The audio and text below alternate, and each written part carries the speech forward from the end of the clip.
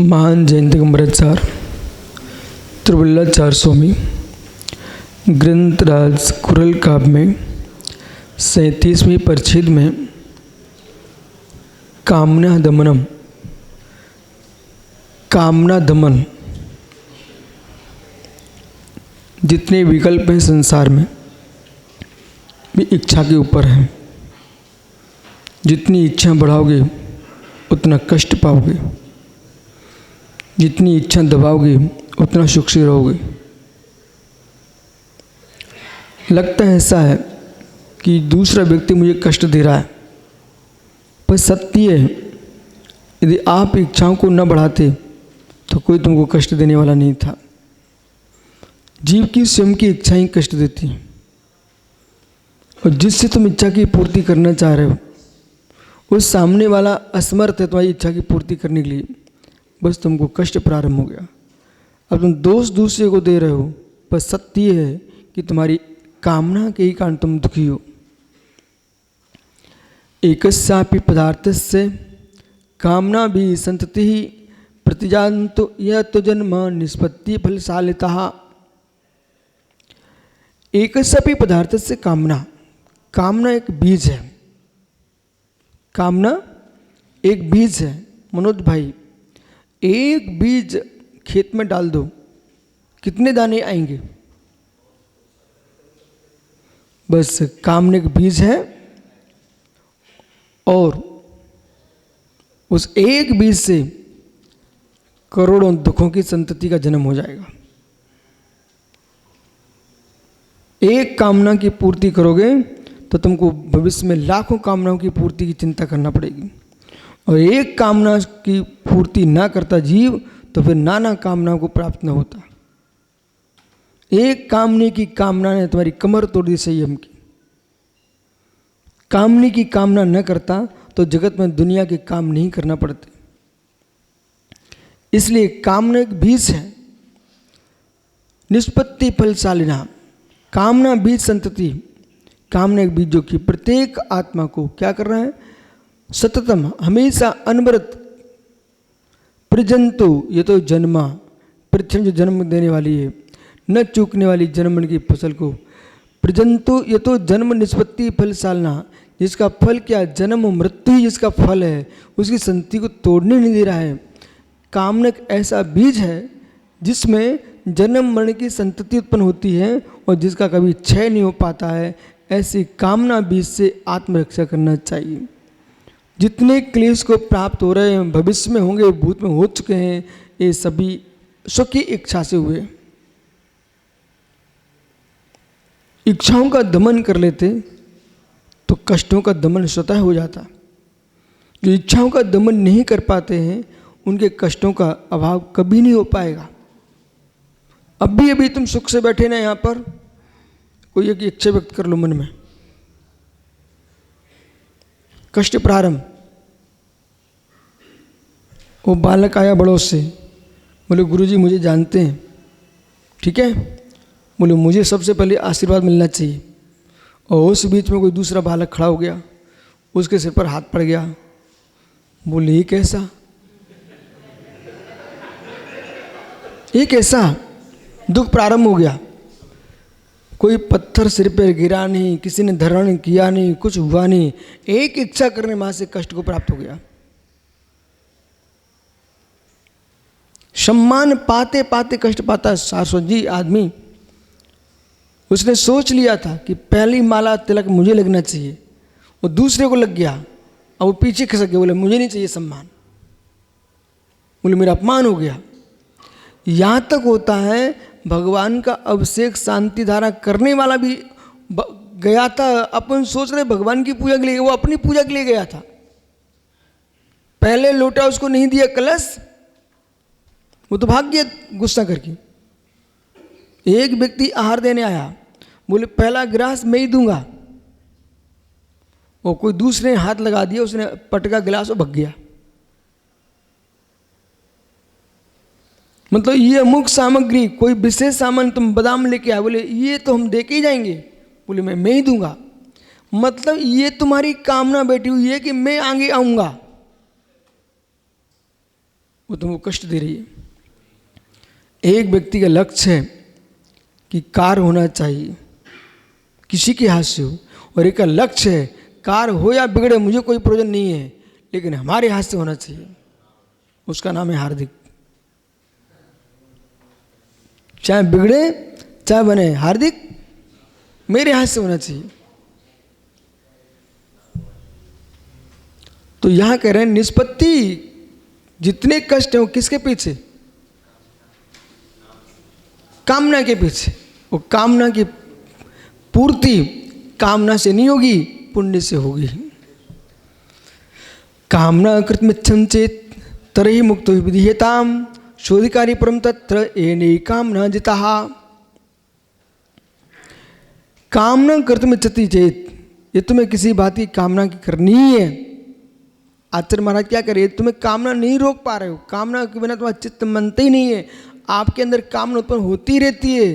तरी मुक्तो विधेयताम, फिर ऐसा करो, तुम कामना रखती हो तो मोक्ष की कामना करो।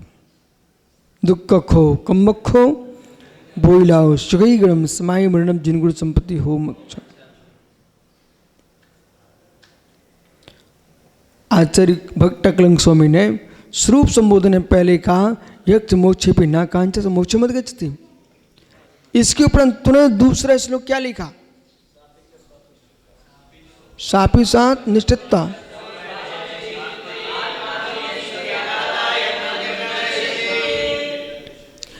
पहले तो कहा तुम इच्छा मत करो, मोक्ष की भी इच्छा करो तभी मोक्ष मिलेगा। अब माना कि तुम्हारी इच्छा मानती नहीं है, तुम्हें इच्छा करना ही है, तो फिर आचार्य महाराज कह रहे हैं तो आप एक काम करो, तुम मोक्ष की इच्छा करो, कम से कम विषय कसाय से तो बचोगे।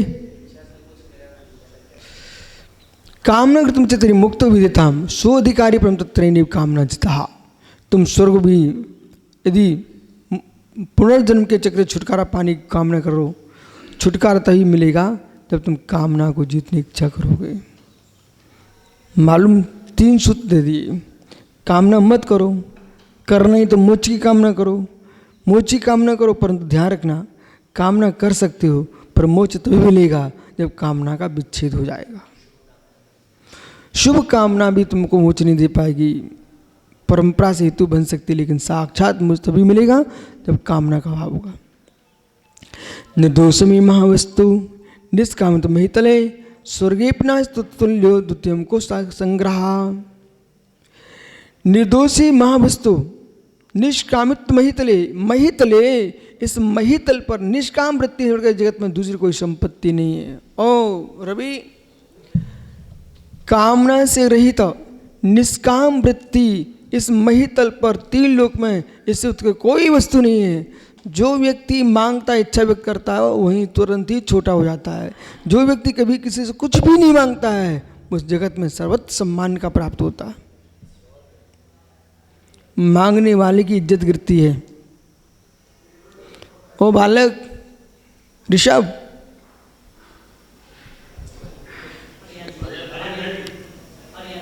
अरियंत सुनो, यदि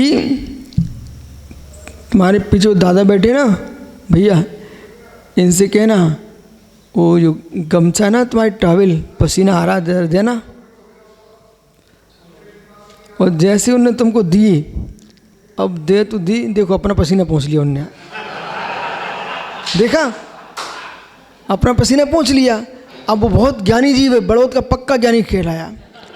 बोले क्यों? तुम्हारे देखते देखते अपना पसीना पहुँच लिया, देखा भी। और कहा लो बेटा, अब तुम यदि बोले अब ज़्यादा रहने दो। बोले क्यों?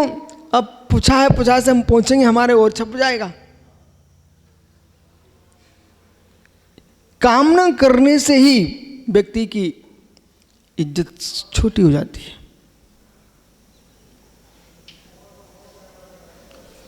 कोई भी किसी के द्वारे जाना, तो मामा के घर भी जाना, और तुमको सुंदर खाना खिला रहे हैं, परंतु बेटा चटनी की भी इच्छा हो तो मांगना मत। और तो मांग लिया ना तो देगा तो, परंतु मन दूसरा हो जाएगा। कभी मांगना नहीं। मांगने वाले की इज्जत नियम से गिरती है और नहीं मांगने वाले की इज्जत नियम से बढ़ती है। इसलिए जैन परंपरा में मुनि भीख नहीं मांगते हैं, वे चर्या को निकलते हैं, लोग पड़गान करते हैं, वे मांगते नहीं हैं। कर्ण अंजलि पट पर लोग आहार देते हैं। भिखारी मांगने आता है तो आप कहते चलो चलो आगे चलो। अंतर देखो, भिखारी मांगता है उसको तुम आगे बढ़ाते हो, और साधु मांगता नहीं है, आप पड़गान करके बुलाते हो। मांगने वाले को घर के द्वार से बाहर फेंकते हो, मांगने वाले को घर से बाहर निकालते हो, और नहीं मांगने वालों को तुम भोपाल से बड़ौद लेके आते हो।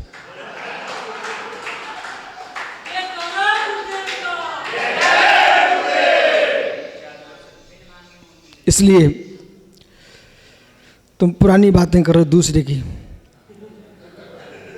इसलिए कामना तुम चित्र मुक्तो विधीयताम सो अधिकारी तत्र रहते, नहीं कामना जिता।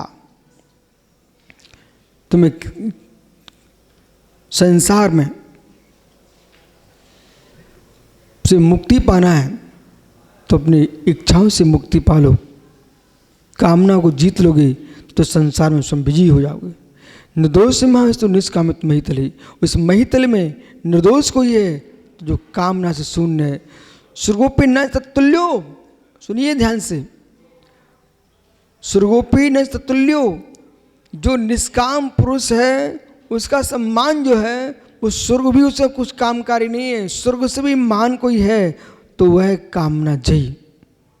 तुम स्वर्ग से भी जाओ, स्वर्ग में भी जाओ, तुम्हारे ऐसी अमूल्य निधि नहीं मिलेगी जो इसकी तुलना करे। मतलब निष्काम भावना से बड़ी कोई वस्तु नहीं है संसार में। स्वर्ग भी नहीं है जो कि निष्काम भावना की बराबरी कर सके। आप अपना सम्मान चाहिए, इज्जत चाहिए, यश चाहिए और कल्याण चाहिए है। आज से निर्णय कर लो, किसी के सामने हाथ नहीं फैलाएंगे। परंतु अरंत गुटखा खाएगा, तम्बाकू खाएगा, बीड़ी सिगरेट पिएगा, वे चक्रवर्ती के बेटे क्यों ना हो, उन्हें भीख मांगना पड़ेगी।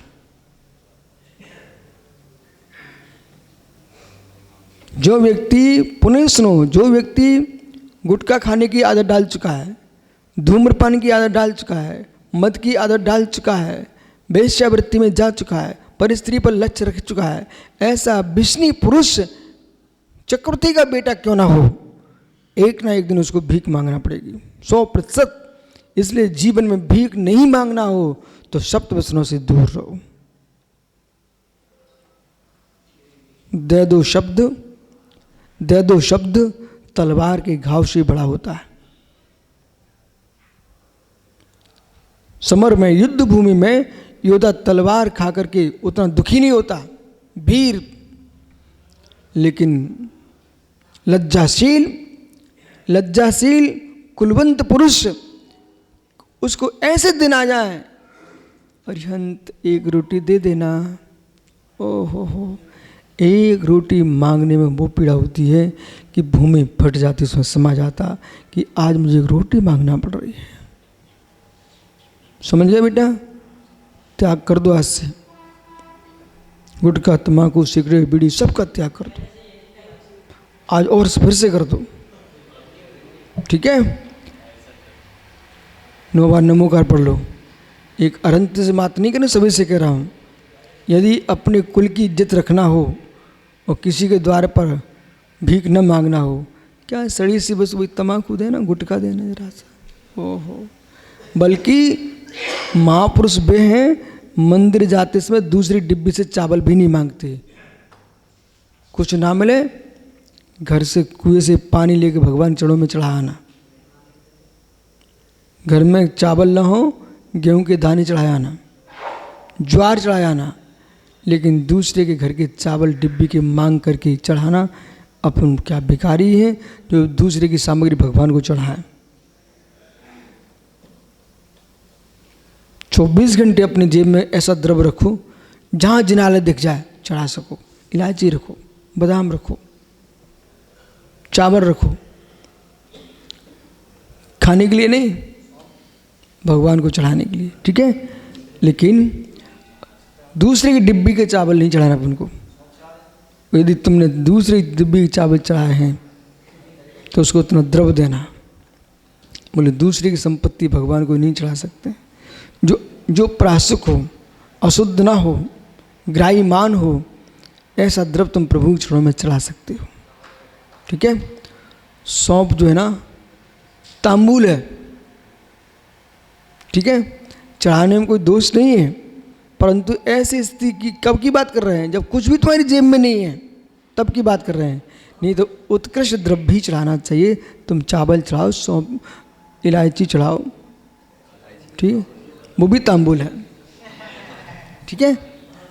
सुपारी